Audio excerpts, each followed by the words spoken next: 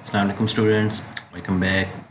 Introduction to computer के next lecture में आज के लेक्चर में हमने जो है स्टडी करना है that is type of memories. Memories हमारे पास दो टाइप्स की हैं, लेकिन उससे पहले थोड़ा सा एक आइडिया है कि मेमोरी और एक और चीज़ हमारे पास आती है दैट इज स्टोरेज। मेमोरी और स्टोरेज में थोड़ा सा फ़र्क है। पहले हम सिर्फ मेमोरी को रीड करते हैं और उसके बाद हम स्टोरेज के ऊपर भी आते हैं। तो मेमोरी और बेसिकली और हम कह रहे हैं मोस्टली हम उनको दो कैटेगरीज में करते हैं। एक हमारे पास वोलेटाइल आती है और एक हमारे पास आती है नॉन वोलेटाइल। वोलेटाइल जिस तरह टर्मिनोलॉजी से हमें आइडिया हो रहा है कि एक ऐसी चीज़ जो कि ख़त्म हो जाती है, एवेपोरेट हो जाती है, तो that type of thing is volatile.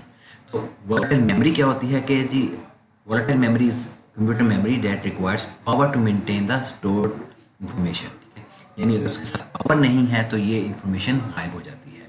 RAM एक ऐसी डिवाइस है, रैंडम एक्सेस मेमोरी इसको कहते हैं, जो कि हमारे पास वॉलेटाइल मेमोरी के कैटेगरी में आती है। जब हम कंप्यूटर बंद कर देते हैं, स्विच ऑफ कर देते हैं, पावर ऑफ कर देते हैं, तो हमारे पास इसके अंदर जो भी डाटा होता है वो ख़त्म हो जाता है। वो वॉलेटाइल वेपर्स की फॉर्म में, हम वेपर्स ऑब्वियसली नहीं हो सकते, लेकिन वो ख़त्म हो जाता है। नॉन वॉलेटाइल एक ऐसी मेमोरी है जो कि कंप्यूटर के शट डाउन होने पे भी हमारे सिस्टम से ख़त्म नहीं होती है, जिसमें हमारे पास एग्जांपल्स आ जाती हैं रोम की, हार्ड ड्राइव्स की, एसएसडी, सीडी, ये सारी हमारे पास नॉन वोलेटाइल में आ जाती हैं। तो वोलेटाइल में रैम आ जाती है और नॉन वोलेटाइल में हमारे पास रोम, जो मेजर हम एक कर लेते हैं। अगर आप अपने मोबाइल की एग्जांपल ले लें तो अक्सर हमारा मोबाइल जब स्लो हो जाता है तो हम क्या करते हैं कि जी मोबाइल को रीस्टार्ट कर देते हैं, या हमारे पास अब एक उसमें नई चीज़ आई थी कि जिसकी मेमोरी साफ़ कर देते हैं। वो क्या होता है कि हमारी वोलेटाइल मेमोरी यानी रैम के अंदर जितनी भी चीज़ें उसने स्टोर की होती हैं वो वॉश आउट कर देता है और हमारे पास उसकी स्पीड कुछ बेहतर हो जाती है। Same concept is in the computer, ठीक है। लेकिन मोबाइल्स में हम रोम जो है वो अपनी स्टोरेजेस को कहते हैं। जो हमारे पास ये है कंप्यूटर्स में हमारे पास नॉन वॉलेटाइल डिवाइस में रोम आती है। रोम बेसिकली एक कंपोनेंट होता है कंप्यूटर के मदरबोर्ड के ऊपर, जो कि हमारी बेसिक इंफॉर्मेशन को स्टोर करके रखता है। उस बेसिक इन्फॉर्मेशन में हमारे मदरबोर्ड की इन्फॉर्मेशन आ जाती है, हमारा टाइम डेट की सारी चीज़ें अवेलेबल होती हैं।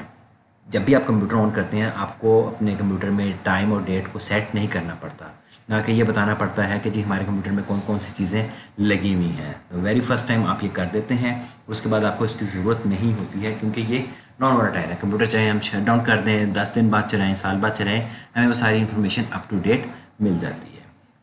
रैम जो है वो इस तरह नहीं है। जब मैं एक फ़ाइल के ऊपर जस्ट काम कर रहा हूँ और उस फाइल को मैंने अभी सेव नहीं किया है, जस्ट काम कर रहा था, नोटपैड के अंदर फाइल बनाई हुई थी, लाइट जाने पे मेरा सिस्टम बंद हो जाता है तो वो फाइल की मुझे कोई रिकवरी नहीं होगी, क्योंकि अगर मैं वो फाइल सेव नहीं की थी तो वो फाइल अभी तक मेरे रैम में सिर्फ अवेलेबल थी। कंप्यूटर शटडाउन पे मेरे पास वो अवेलेबिलिटी उस फाइल की नहीं होगी, क्योंकि वो वॉलेटाइल मेमोरी के साथ पावर ऑफ पे ख़त्म हो चुकी हुई है। अगर मैं उसको कहीं पे सेव कर लेता हूँ अपने हार्ड ड्राइव में किसी भी जगह, दैन वो मेरे पास महफूज रहेगी नॉन वॉलेटाइल में, और पावर ऑफ के बाद भी मुझे वो अवेलेबल हो जाएगी। थर्ड टाइप ऑफ मेमोरी है that is virtual memory. Virtual memory हमारे ऑपरेटिंग सिस्टम पे डिपेंड करती है, ठीक है। हर ऑपरेटिंग सिस्टम में हम इसकी फैसिलिटी नहीं होती है। वर्चुअल इज़ बेसिकली फ़र्जी, जो नाम से ज़ाहिर हो रहा है कि एक ऐसी चीज़ जो कि ओबियसली एग्जिस्ट नहीं करती, फिजिकली एग्जिस्ट नहीं करती है, लेकिन हमने उसको बना लिया है। बेसिकली होता क्या है कि तो virtual memory is the system where all physical memory is controlled by the operating system. Windows एक ऐसा ऑपरेटिंग सिस्टम है जो कि वर्चुअल मेमोरी को सपोर्ट करता है। When a program needs memory, it requests it from the operating system, and the operating system then decided what physical location to place the memory in। हम hard drive में कोई भी location जो है वो रैम के तौर पे ले सकते हैं कि जी हमें रैम के तौर पे आप प्लीज़ हार्ड डिस्क की ये लोकेशन जो है वो शेयर कर दें, ताकि हम जो है वो इसको यूज़ कर सकें as RAM in my computer. तो पॉसिबल हो जाता है हमारे पास। मैं आपको थोड़ा सा दिखाता हूँ आइडिया कि कंप्यूटर में जब हमारे पास वर्चुअल मेमोरी वाली चीज़ है वो कहाँ पे होती है। आप माई कंप्यूटर पे राइट क्लिक करें, वहाँ पे सिस्टम्स में चले जाएं।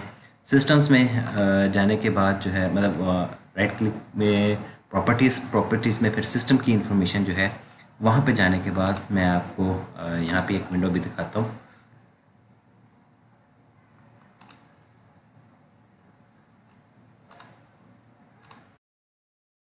ये वाली विंडो हमारे सिस्टम प्रॉपर्टीज़ की विंडो आ जाती है। इसमें अगर हम देखें हमारे पास मल्टीपल टैब्स हैं। थर्ड टैब है एडवांस का, इसमें हमारे पास आ जाते हैं परफॉर्मेंस में हमारे पास लास्ट लिखा हुआ है वर्चुअल मेमोरी। इसकी सेटिंग पे क्लिक करें तो यहाँ पे एडवांस के अंदर हमारे पास लास्ट है टैब वर्चुअल मेमोरी का।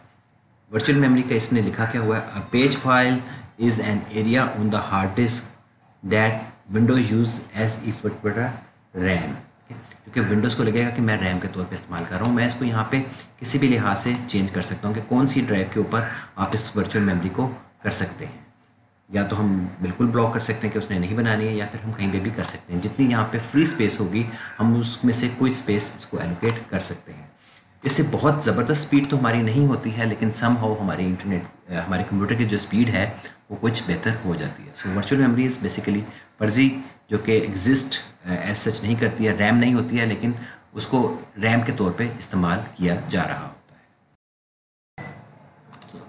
नेक्स्ट हमारे पास आ जाता है स्टोरेज क्या है कि एक चीज़ जो कि हमने महफूज कर दी हुई है, तो that categorise as a storage of the computer.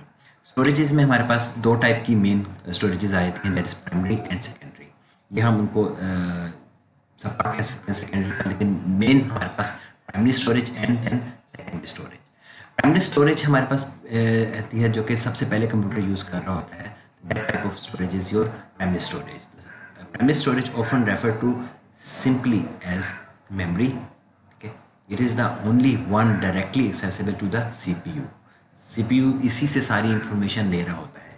वही जो मैंने पहले बताई थी कि हमारे पास रैम एंड रोम जो कंप्यूटर में है वो प्राइमरी स्टोरेज की कैटेगरी में ही आते हैं। सबसे पहले कंप्यूटर यहाँ से ही इंफॉर्मेशन ले रहा होता है, देन हमारे पास कंप्यूटर ने अगर कोई डाटा एक्सेस करना होता है या लेके आना होता है, that moves to your secondary storage. Primary में थोड़ा सा इसका और बताएं कि ये हमारे पास आप अगर देख सकते हैं हमारे पास मदरबोर्ड्स लिखे हुए हैं। इन मदरबोर्ड पे हमारे पास कुछ ब्लैक चिप्स होती हैं जस्ट लाइक दिस, जिनको हम बायोस भी कहते हैं। These are basically Rome.